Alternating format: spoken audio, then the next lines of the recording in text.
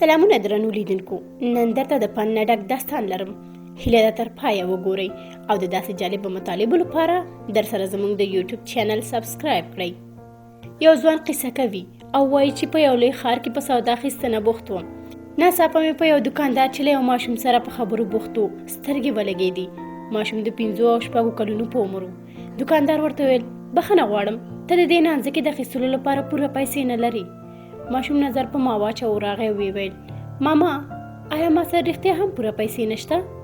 ما د نغدې پیسې وشمېرلې او ځواب مې ورکړ: زما ګرانه، ته ښه پوهېږې چې د دې نانځکې د اخیستلو لپاره کافي پیسې نه لرې.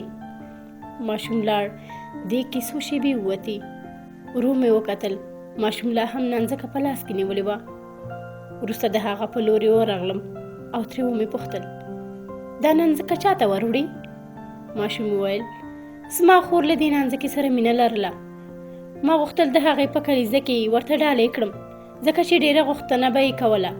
اوس مجبور یم چې نانځکه خپلې مور ته ورکړم. کله چې هغه ورځي، زما خور ته به یې ورکړي. د دې خبرو په کولو سره د ماشوم په سترګو کې د خفګان اثرات په خپرېدو شول. زما خور مړه شوې ده. پلار مې وایي چې مور به دې هم خپلې خور ته ډېر ژر ورشي. له همدې وجې مې فکر وکړ چې مور به مې دا نانځکه زما خور ته ورسوي. نږدې و چې زړه مې ځای په ځای ودرېدلی وی. ماشوم مخ راواړاوه او ویې ویل: پلار ته مې وویل تر هغې دې زما مور نه درومي تر څو چې زه له چکره نه یم راستون شوی. وروسته یې خپل ښکلی تصویر راښکاره کړ چې پکې خندلي وو. بیا یې وویل: غواړم دا تصویر مې مور له ځان سره یوسي تر څو خپله خور مې له یاده ونه باسي. زه مې له مور سره مینه لرم او په دې هیله یم چې هغه به مې یوازې نه پرېږدي. مګر پلار مې وایي چې هغه مجبوره ده چې لاړه شي تر څو له کوچنۍ خور سره دې واوسېږي. 2 ورځې وروسته مې په ورځپاڼه کې د هماغې مېرمنې د مړینې خبر ولوست. ټکان مې وخوړه.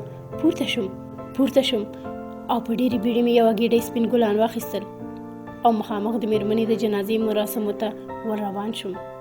کله چې ورسېدم، هلته د مېرمنې په تابوت باندې د لیدلو او دعا کولو لپاره ډېر خلک راټول وو. زه هم ور نږدې شوم او ومې لیدل چې د مېرمنې سره په تابوت کې 3 نور څه هم وو.